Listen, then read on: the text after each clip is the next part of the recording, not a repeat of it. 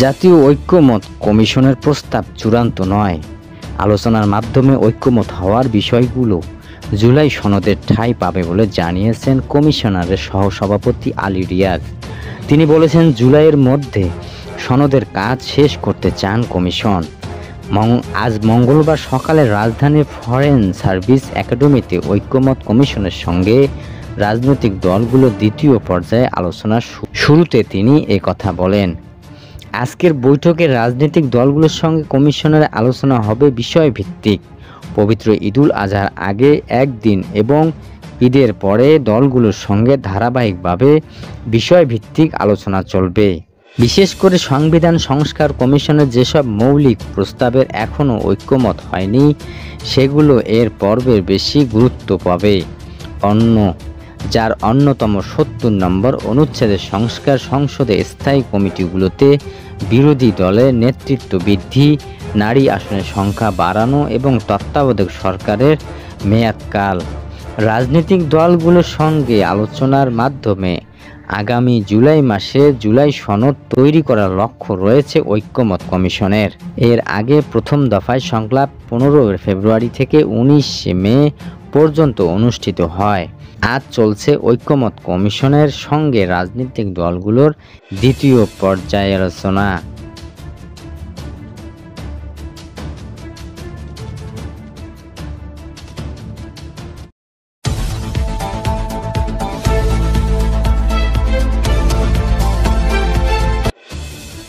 নির্ধারিত সময়ে সচিবালয় সহ সরকারি বিভিন্ন প্রতিষ্ঠানে থাকা স্বৈরাচারের দোসর ৪৪ জন আমলাকে অপসারণ না করায় মার্চ ২ সচিবালয় কর্মসূচি পালন করছে ৮০টি সংগঠনের সমন্বয়ে গঠিত প্ল্যাটফর্ম জুলাই ঐক্য। আজ মঙ্গলবার বেলা 11:30টায় ছাত্র জনতাকে নিয়ে ঢাকা বিশ্ববিদ্যালয়ের রাজু ভাস্করের সামনে থেকে সচিবালয় অভিমুখে যাত্রা শুরু করে প্ল্যাটফর্মটি। তবে এটি পুলিশের বাধায় আটকে গেছে। এর আগে এক বিজ্ঞপ্তিতে বলা হয়, গত ২০ মে জাতীয় প্রেস ক্লাব সচিবালয় সহ বিভিন্ন প্রতিষ্ঠানের থাকা স্বৈরাচারের দোসর ৪৪ জন আমলা তালিকা প্রকাশ করে জুলাই ঐক্য।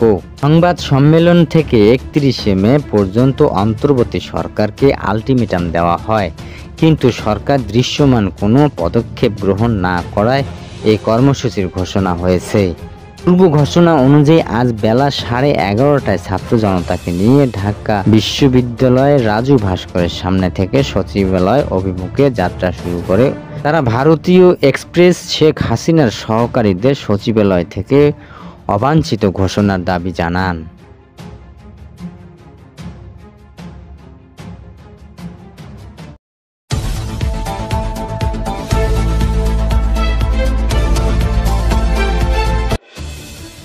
ফ্যাসিজমকে পুরোপুরি বিদায়ের লক্ষ্যে একটি অবাধ, সুষ্ঠু ও গ্রহণযোগ্য নির্বাচন দরকার বলে মন্তব্য করেছেন বাংলাদেশ জামায়াতে ইসলামীর আমির ডক্টর শফিকুর রহমান। এ সময় নির্বাচনের সময়সীমা নিয়ে নিজের দলের অবস্থান স্পষ্ট করেন তিনি।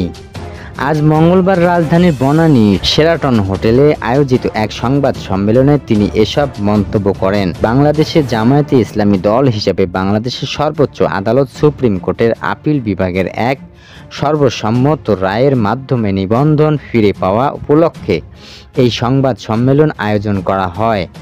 সম্মেলনে জামায়াতে আমির বলেন, জুলাই আন্দোলনে যারা জীবন বাজি রেখে লড়াই করেছে তাদের উদ্দেশ্য ছিল ফ্যাসিজম দূর করা। দুঃখজনক হলেও সত্য যে ফ্যাসিস্টরা বিদায় নিয়েছে, তবে ফ্যাসিজম রয়ে গেছে। ফ্যাসিজমকে পুরোপুরি বিদায়ের লক্ষ্যে একটি অবাধ, সুষ্ঠু ও গ্রহণযোগ্য নির্বাচন দরকার। তিনি বলেন, এমন একটা নির্বাচন দরকার যার মাধ্যমে একটি ন্যায্য সরকার গঠিত হবে, যারা জনগণের কাছে দায়বদ্ধ থাকবে। ডক্টর শফিকুর রহমান বলেন, নির্বাচনের জন্য প্রধান উপদেষ্টা যে সময় বেঁধে দিয়েছে তা হলো ডিসেম্বর টু জুন।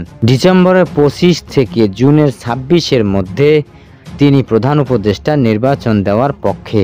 আমরা আমাদের অবস্থান ইতিমধ্যে পরিষ্কার করেছি। নির্বাচন ফেব্রুয়ারির মধ্যে হতে পারে, রোজার আগে।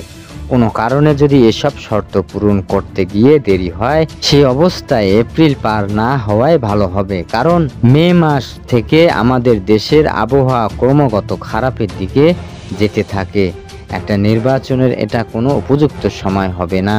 বর্তমান নির্বাচন কমিশনের অধীনে সুষ্ঠু নির্বাচন হবে কিনা সাংবাদিকদের এমন প্রশ্নের জবাবে জামায়াতের আমির বলেন, আমরা এখনও আশা নিরাশার কথা বলতে চাচ্ছি না।